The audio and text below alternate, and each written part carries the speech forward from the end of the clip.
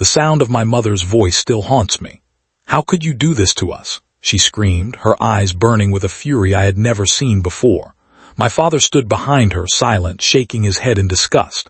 And my sister, she stood in the corner with fake tears streaming down her cheeks, clutching her hands like the innocent victim she wanted them to believe she was. In that moment, I wasn't their daughter anymore. I was the criminal in my own home, condemned before I ever had a chance to defend myself. I opened my mouth to speak, but nothing came out. It was as if the weight of their disappointment crushed the air from my lungs.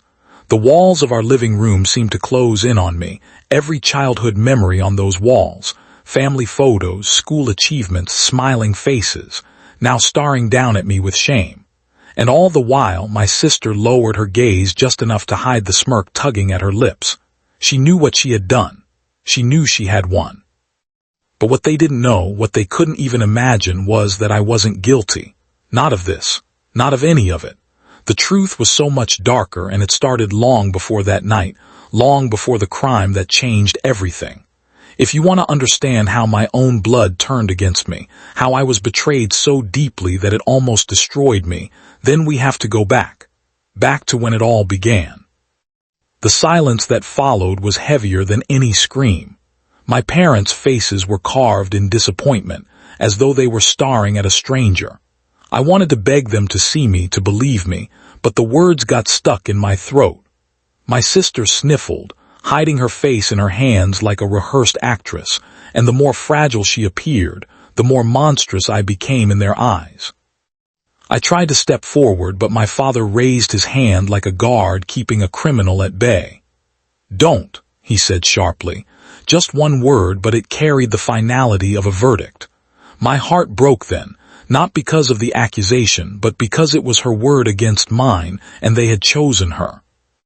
It wasn't the first time, and I suppose I should have seen it coming.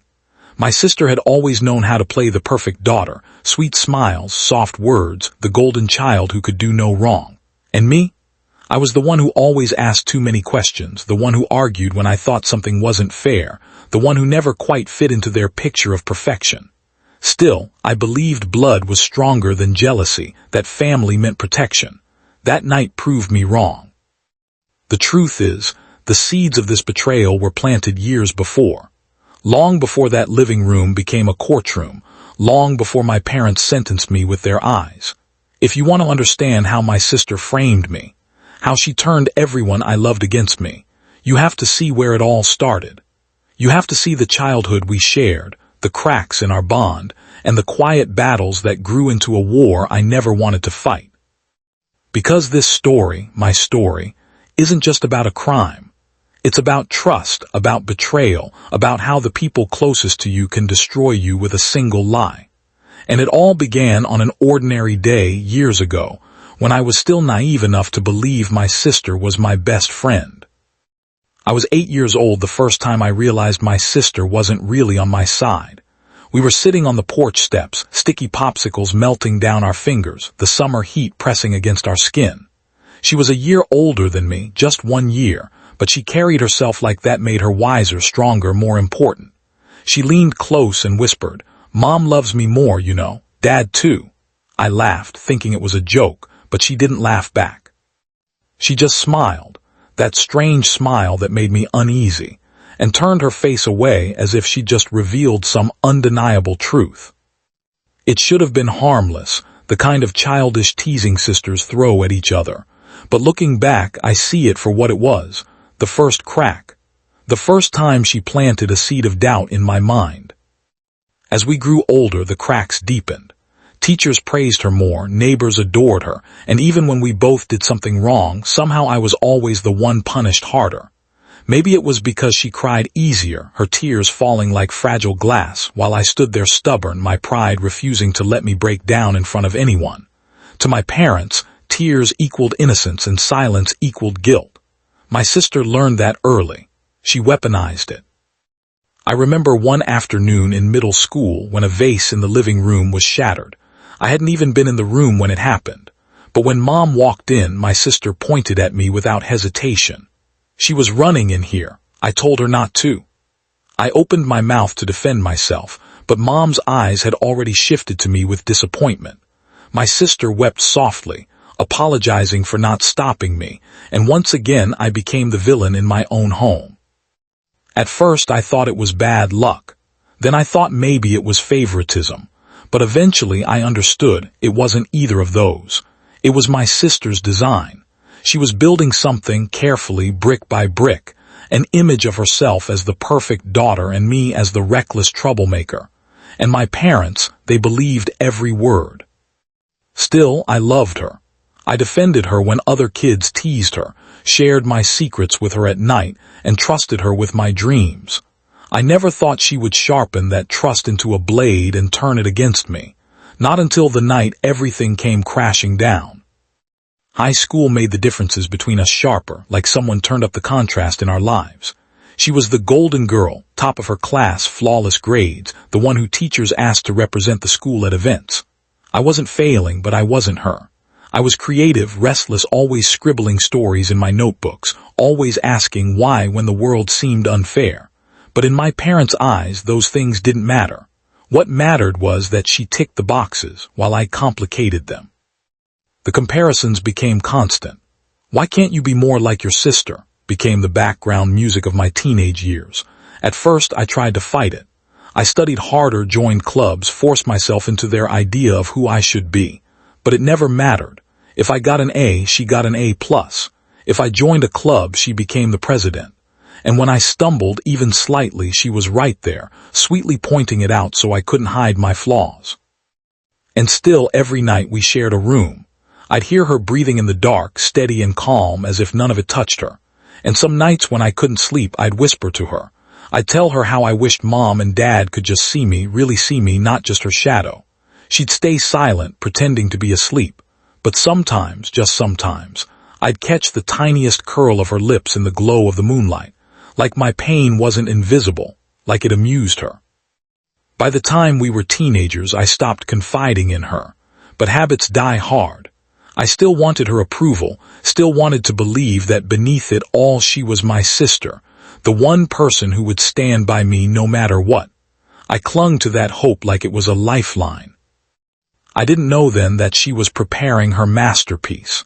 That all those little lies, those small betrayals, were only rehearsals for the night she would frame me so completely, so convincingly, that even my parents, the people who had raised me, wouldn't hesitate to condemn me. That night is burned into me. The smell, the sound, the look in their eyes. I can still feel the floor beneath me when my knees nearly gave out as my mother shouted, and my father's silence was heavier than any blow. My sister crying in the corner, fragile, helpless, while I stood there, guilty of a crime I hadn't even committed. And the cruelest part, the crime itself wasn't even mine to carry, it was hers. It happened on a Friday night, the kind of night that should have been ordinary. Our parents were out at a community event, and we had the house to ourselves. I was in my room, headphones on, scribbling ideas for a short story I was working on when I heard the crash downstairs. At first, I thought it was nothing, maybe the cat knocking something over. But then came the sound of shattering glass, sharp and unmistakable. I rushed down to the living room, and what I saw made my stomach drop. The cabinet that held my father's prized collection, the one he guarded more than anything else in the house, was open. 2 bottles were missing, one shattered on the floor, its dark liquid bleeding across the carpet. My sister stood there, wide-eyed, holding the second bottle in her hand. For a second she froze. Then, as if some switch flipped inside her, her whole body changed. Her lips trembled, her eyes filled with tears, and before I could even speak, she shoved the bottle into my hands. The door swung open. Our parents had come home early. Time slowed. My father's gaze locked onto me, the bottle in my hand, the mess at my feet. My mother gasped, her voice breaking into a scream that cut through the air. "How could you?" I stammered, shaking my head, pointing at my sister, but she was already crying loud, broken sobs. I tried to stop her, she whispered between breaths, but she wouldn't listen. I begged her not to. Her words poured out like poison, every syllable tightening the noose around my neck. I felt the weight of the bottle in my hands, suddenly heavier than stone. I dropped it, my palms sweating, my chest burning with panic. No, it wasn't me. I just came down, she was the one. But my voice cracked, thin and desperate, while hers was soft, pitiful, the sound of an innocent girl betrayed by her reckless sister. My father's face hardened into something I'd never seen before. My mother's tears turned into fury. And me, I was trapped in the role she had written for me, a role I never auditioned for but couldn't escape. The reckless one, the liar, the disappointment. That was the night my sister framed me for her crime. The night she shattered more than my father's collection. She shattered the fragile trust I still had in my family, because they didn't hesitate. They didn't question. They believed her, and in their eyes I was guilty. But here's the thing about lies. They don't stay buried forever. Truth has a way of clawing its way to the surface, no matter how deep it's hidden. And my sister, she was about to learn that the hard way. I'm frozen in the living room as my heart thunders in my chest. The front door opens and shuts, and Dad steps in with his keys still jingling. He stops dead when he sees the scene. The dark mahogany liquor cabinet, his pride and joy, lies shattered across the floor. Pieces of glass glint like stars against the floorboards, and a green bottle of old scotch slips from my fingers, missing my thigh by inches as it falls. Mom stands behind him, her hand flying to her mouth, eyes wide. Time slows. I don't breathe. I look up at my sister across the room. Her face is pale, but her eyes blaze with accusation. In her hand is the neck of one of the broken bottles, the jagged rim pointing right at me. It was her, she cries, pointing a finger. She did this, I just came in and found her. My brain tries to reel, trying to process her words, but everything is happening too fast. My own hand, the one holding the bottle, starts to shake, and shards of glass bite into my palm, tiny pinpricks of agony. I try to protest. The word no forms on my lips, but it dies before it escapes. Dad's face goes from stunned to furious in a heartbeat. He gapes at the ruin where his liquor cabinet once stood.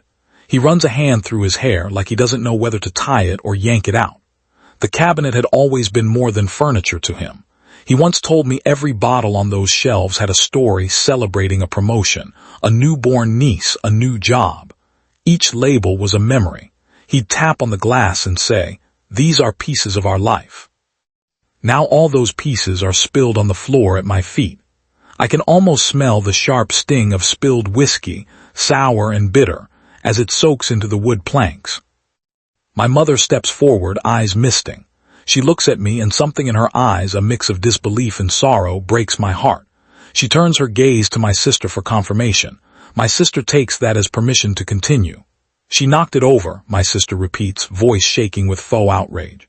"I found her here with it. She even looks guilty." She points at my trembling hands. In her grip is a piece of bottle that needs careful handling. I feel its cold weight against my palm.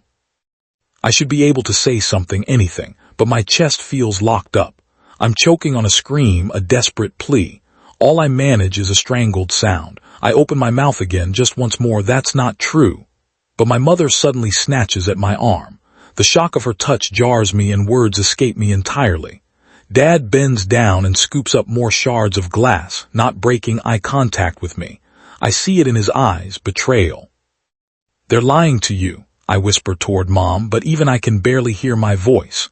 Dad overhears me mutter the words, and his face changes again. A flicker of suspicion crosses those angry blue eyes. But just as quickly, Dad turns away and grabs the doorknob. "Enough," he says quietly, ushering my sister toward the hallway. My sister gives me one last harsh glance. It's a look full of triumph, as if she's passing me a poisonous gift to hold. And just like that, my sister drags Dad down the hallway to who knows where. Mom still has a hold of my wrist. Her grip is gentle now, trembling, full of confusion and disappointment.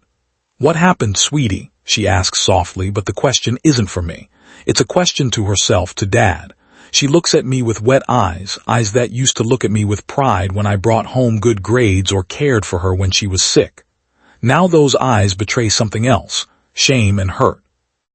I can tell she's ashamed at how quickly she believed this lie, ashamed that she's about to punish me for something I didn't do.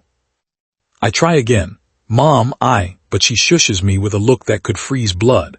I stop, my voice fizzing out. My palms numb from the cuts, I drop the bottle piece. It tumbles uselessly in front of my feet. The cold cuts turn warm as blood seeps out, and I feel nothing. No one sees it. No one even glances at it. Right now, all their eyes are on my face, expecting guilt, expecting an explanation. Silence swallows the house. The only sound is the low drip of liquid from the broken bottle I'm still cradling. My sister closes the door behind her, and I'm suddenly on my own with my terrified pulse. My mother uncurls her fingers from my arm. I stand there shaking like a leaf in a storm, with my heart pounding loud enough that I'm sure it will expose me. I swallow a lump so big it almost chokes me. "How could you do this to your father?" My mother's voice breaks as she finally looks at me fully. Her eyes glisten. I see panic and shame in her expression. Her question isn't directed at me, it's directed at fate, at this ugly twist of events. But her gaze lingers on me, looking for answers I don't have. I want to reach out and explain, to scream in her face that it wasn't me, but I am paralyzed. Instead, I nod as if my own conviction could betray me. "Mom," I whisper, voice barely audible, "please." But tears are already sliding down her cheeks. She backs away, stumbling over her own feet, shaking her head as if trying to wake from a nightmare. Dinner that night is a silent film played out in our own dining room. Dad sits at the head of the table, eyes fixed on the unbroken rolls on the plate in front of him. Mom sits at the other end. My sister slides in next to Dad, her side smoldering triumph subtly under the lampshade's glow. And I am alone on the far side, spooning watery soup that tastes like salt and humiliation. No one meets my eyes. The clink of metal against porcelain sounds deafening in the hush. I pick at the crust of bread, so hungry in body but starved of comfort, before slipping my gaze down to my lap. Every bite makes me sick. Why won't anyone speak to me? My own mother should be scolding me for breaking something, but instead her scorn is as silent as the meal. I remember tears burning under my eyelids, but I don't let them fall. Not tonight. Not here. I pretend to swallow, but feel like something is already strangling me on the inside. Afterward, Dad claps his hands, trying to muster normalcy. "Time to clear up," he says, but it's not directed at me. My sister leaps to her feet and chips in a quick "yeah," as if eager to help the father she just lied to. They busily gather the fragments, carefully hiding shards in cloth, trying to piece together what can be saved. I stand there, an outside observer, my hands clasped tight behind me. They ignore me. This is their family now: father, mother, older sister. The little girl I used to be is somewhere else, maybe lost under the splintered cabinet. Later in my room, I close the door and let myself cry quietly on the bed. I pull the covers around me and curl in the shape I hope will protect me. The darkness of my room is heavier tonight. I reach out under my pillow and my fingers brush something, the edge of the green glass bottle I picked up from the floor earlier, cold and jagged. I stare at it with disbelief. This was the supposed evidence against me. What was my sister thinking, letting me clutch it for half a minute like proof? I gently drop it back into the bag of broken pieces, my fingers leaving tiny red prints on the wood inside my palm. No one will know what's under this couch tomorrow. No one even remembers I held it. That green glass in my hand, it's a puzzle piece that doesn't fit. And yet, Dad and Mom are ready to punish me as if they caught the burglar red-handed. My own heartbeat sounds loud in the silence of my room. It feels like I'm waiting for something to break, but it's just me, breaking on the inside. I lie in the dark listening to the muffled sounds of the house, Dad muttering outside my door, "She'll sleep on the couch tonight." Mom softly agreeing. I cross my arms, a familiar chill crawling up my spine. I remember the warmth of our family dinners before, the laughter we shared. It feels like someone turned off a light that'll never come back on. Sleep doesn't find me.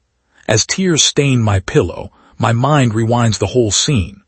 All the times I laughed with my sister in this very living room, now replaced by her smug face as I take the fall.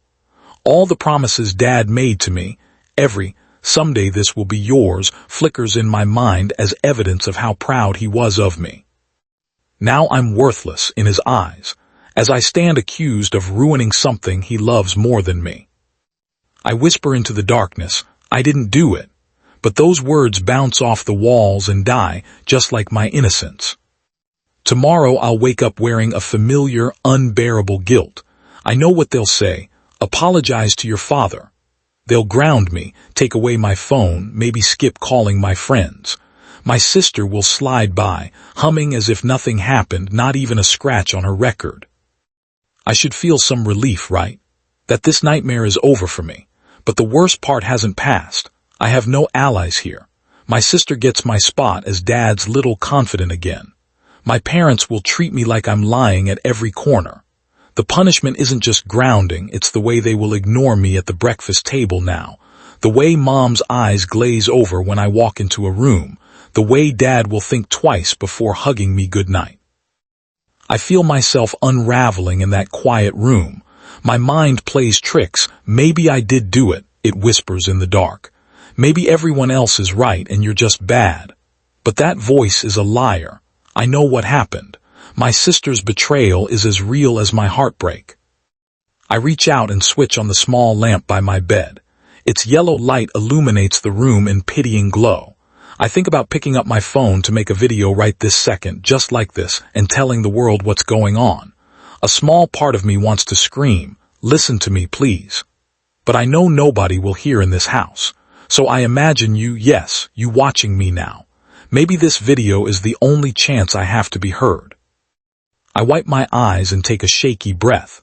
Confession might be the only thing that saves me from suffocating completely. I lean closer to the lens. Hey, I whisper, voice trembling. I never thought I'd ever be here doing something like this, but I have to get it off my chest, because right now I feel alone, more alone than I've ever felt in my life. My family thinks I'm a liar, a breaker of things, someone who betrayed their trust, but none of that's true. If only my family could see me now. If only they could see how torn up I am inside, the hollow hurt behind my eyes and the burning betrayal. But they won't, so I'll tell you. I swallow. My hands are clasped tight in my lap, knuckles pale. It's late and the house is quiet.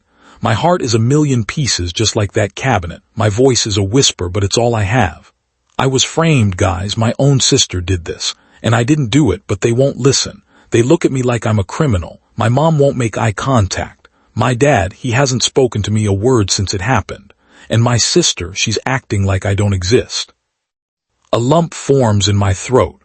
I pause, blinking back tears I can't let fall. I carry this weight every minute of every day, and I'm speaking it into this camera because, I don't know, maybe I just needed someone to hear me. Because right now I feel like I'm at my lowest point. My chest hurts as if it's been ripped out of my body. I keep waiting for someone, anyone, to say, we know the truth, but no one is coming. The silence around me is deafening. My room is still and I feel more alone than ever. I don't know what happens next, I say softly, my breath catching. But I know this, I didn't do it. And no matter how quiet I have to be, I'm holding on to that truth, even if it feels like the world has turned against me. I lean back against the pillows, exhausted from crying and from hiding. Camera light catches the dark shadows under my eyes. This is where the story stands with me, a broken girl, fully believing she's alone and betrayed. No resolution yet, no justice yet, just the awful reality of what it feels like to be completely misunderstood by the people who matter most. I end the recording in the darkness, my hands shaking on the bedspread, and all I want is for someone, anyone, to prove me right. But for now, I'm left with this heavy silence and a hope that maybe someday the truth will come out. The next morning, the air in the house felt different, heavier. It was the kind of silence that wasn't just quiet, it was deliberate, like everyone had agreed I didn't deserve words anymore. I walked into the kitchen hoping maybe that things had calmed down, that last night could be brushed off as a misunderstanding. But the moment I sat down, I knew nothing had changed. My mother didn't put a plate in front of me. She just slid the pan of eggs onto the table and said without looking at me, "Serve yourself." My father rustled his newspaper, the sound sharp and final, and my sister, She sat across from me, bright-eyed, cheerful, nibbling on toast like nothing had happened. She even hummed softly under her breath, a tune I recognized from one of her favorite shows. Every note was a taunt. I sat there with the fork in my hand, but I couldn't eat. The food turned to ash in my mouth. My father finally lowered his paper, his eyes cutting into me like blades. "You owe your mother an apology," he said. His voice was calm, but it was worse than if he'd yelled. It was the kind of calm that came after giving up. The kind that said, "I expected better from you, and I'll never get it."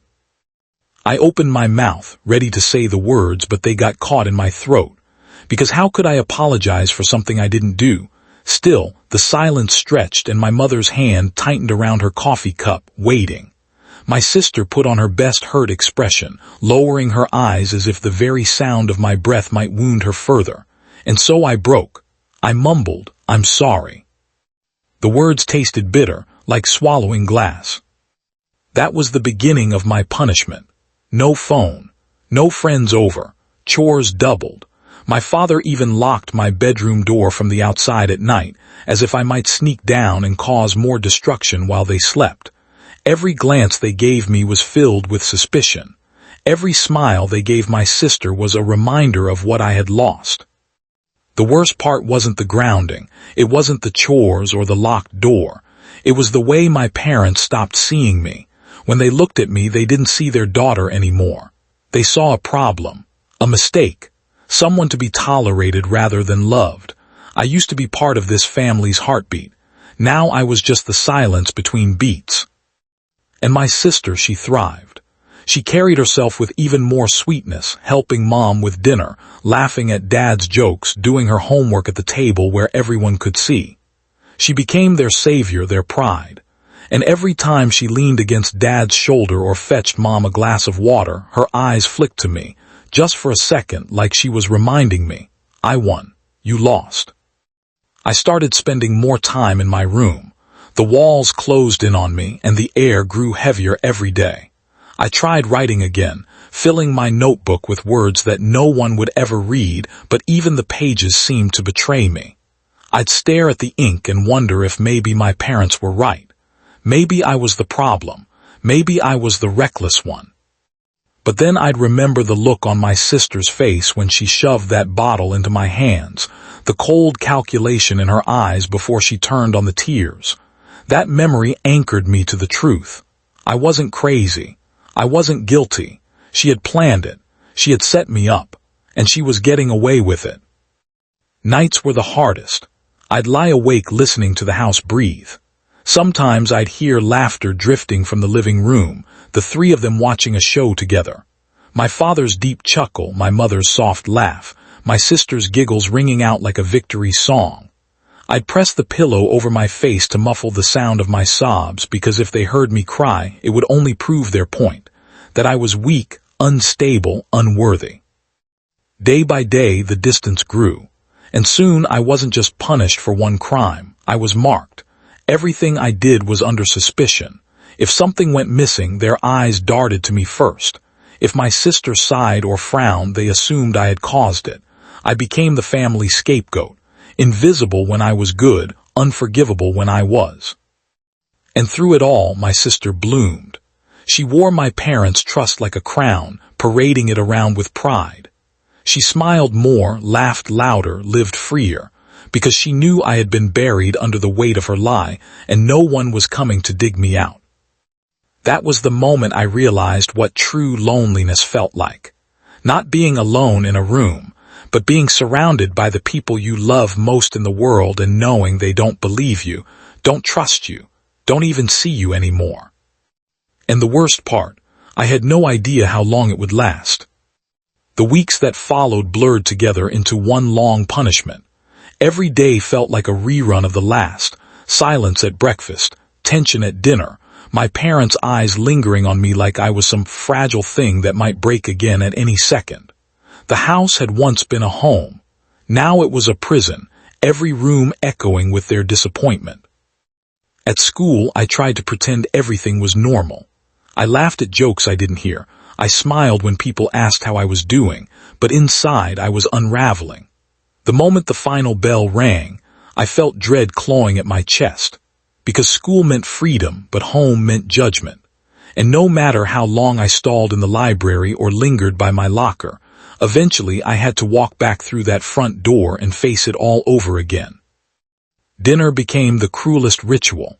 My father would sit at the head of the table, jaw tight, his newspaper folded neatly beside him. My mother served food without ever meeting my eyes. My sister, glowing in her role as the golden child, filled the silence with cheerful chatter about her grades, her friends, her plans for the weekend. She spoke like she was putting on a show. And my parents clung to every word as though she were the only one worth listening to. And me, I sat quietly pushing food around my plate, swallowing every lump in my throat like it was poison. Sometimes I caught my sister's eyes across the table. She didn't smile. She didn't need to. The gleam in her gaze said enough. You'll never win. The punishments bled into everything. My phone was locked away. My friends stopped calling after weeks of unanswered messages. Even teachers noticed the change, asking me if I was distracted or going through something at home. I wanted to tell them everything. I wanted to scream the truth in the middle of class, but the words never made it past my lips. Because what good was the truth when the people who raised me had already thrown it away? Nights were the hardest. I would lie awake staring at the ceiling, listening to the muffled sound of laughter drifting from the living room. The three of them, my parents and my sister, bonding over shows, inside jokes, stories. My place on the couch was gone, as though I had never sat there in the first place. Sometimes I pressed my ear to the wall just to catch pieces of their conversations. My father praising my sister, my mother laughing softly at her jokes. Every sound was a reminder.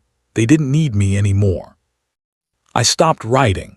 My notebook stayed closed, collecting dust on my desk. Words used to be my escape, but now they betrayed me. Every time I tried to write, my mind replayed my mother's voice. How could you do this to us? And the pen would slip from my fingers. I started shrinking inside myself. I spoke less, smiled less, avoided eye contact. I figured if they already thought I was guilty, why give them more to hate? Maybe if I disappeared enough, the punishment would end. Maybe if I became invisible, the hurt would stop. But invisibility has its own cruelty. My parents stopped asking me about school.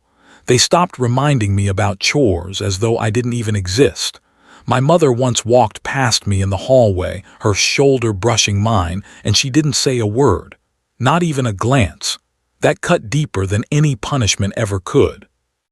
And my sister, she blossomed. She volunteered to help with chores, stayed late in the kitchen chatting with Mom, accompanied Dad to the store. She became everything I wasn't, and she basked in it. Every time she laughed, every time she leaned her head on Mom's shoulder or tugged on Dad's sleeve with a question, it was like she was stealing pieces of me I could never get back. I started to wonder if this was it. If this was my life now. Branded guilty forever, locked in the role of the disappointment, while my sister lived untouched in the light. The thought alone hollowed me out until I felt like nothing but an echo walking through the house. There were moments, late at night, when the house was quiet and I was curled under my blanket, that I almost believed I had done it. That maybe I was the reckless one. Maybe I had broken the cabinet and blocked it out. Maybe my parents were right to look at me with shame. That's what being alone does to you. It makes you doubt even the truth you lived. And yet, no matter how far down I sank, one memory kept me tethered. That instant, frozen in time, when my sister shoved the bottle into my hands. The cold glass, the calculated look in her eyes before the tears began. That memory was my lifeline. Proof that I wasn't crazy. Proof that I wasn't guilty. Proof that one day, somehow, the truth would come out. But until then, I was trapped. Trapped in a lie I didn't tell, paying the price for a crime I didn't commit, in a house that no longer felt like mine. And the silence of those weeks was louder than any scream. Days turned into weeks, and weeks bled into months. Seasons shifted outside my window, but inside nothing changed. The punishment never truly ended. Even after my grounding was technically over, the distance remained. My parents didn't trust me anymore. I could feel it in the way they double-checked the locks after I walked past, the way they asked my sister to help with errands instead of me, the way conversations fell silent the moment I entered a room. It wasn't anger anymore. It was worse. It was indifference. Indifference stings more than fury. At least when someone's angry, they're still invested. But when they stop looking at you, when they stop expecting anything from you, that's when you realize you've been erased. School became my only refuge, but even there I was a shadow. Friends noticed I'd changed. I laughed less. I skipped parties. I stopped sharing my writing. I told them I was just busy, but the truth was I didn't feel like I belonged anywhere anymore. Not at school, not at home, not even inside my own skin. And my sister, she wore the crown I never had. She walked taller, smiled wider, and soaked up every ounce of pride my parents had left. She took my place so effortlessly, like she'd been waiting for this moment her entire life. And every time I caught her eye, there was a flicker there, smug, satisfied, victorious. She had rewritten the story of our family, and in her version I was the villain. Nights dragged the longest. I lay in bed staring at the ceiling, tracing cracks in the paint, listening to the muted sounds of laughter down the hall. Sometimes I pressed my palms over my ears, but even then I could still hear it. That laughter dug into me, carved me hollow. It was a reminder that they were happy without me, that my absence wasn't a gap, it was a relief. I started talking less at home. Sometimes days passed where the only words I spoke were good morning and good night. Eventually, even those words faded. Silence became my only language, and in that silence I began to lose pieces of myself. The girl who used to dream, who used to write, who used to laugh so loud it filled the room, she disappeared. What was left was someone smaller, someone who moved quietly through the house like a ghost. I told myself to hold on, to keep breathing, to cling to that one memory, the cold glass shoved into my hand, the smirk before the tears, as proof that I wasn't crazy, that I wasn't guilty, that someday, somehow, the truth would crawl out of the shadows. But until then, I was trapped in the lie. And I can still hear my mother's voice that night, sharp and unforgiving. How could you do this to us? It echoes in my head over and over like a curse I can't shake. Maybe one day I'll answer her. Maybe one day they'll see me again. But for now, all I can do is endure. And in this house, surrounded by the people who should have loved me most, enduring feels like the cruelest punishment of all. So I stayed quiet. I stayed small. I let them believe her lies, let them turn me into a stranger in my own home. But deep down, buried under all that silence, was the truth. And the truth doesn't die, no matter how many times you try to bury it. One day my sister will slip. One day they'll see me again. But until that day comes, I live with the weight of their disbelief, with the sting of betrayal, with the hollow ache of being framed by my own blood. And if you've ever wondered what it feels like to be innocent and still condemned, let me tell you. It doesn't feel like anger. It doesn't even feel like sadness. It feels like standing in a burning house while the people you love most hand the matches to someone else, and then look at you like you're the arsonist. That was my life. That was my truth. And that was only the beginning.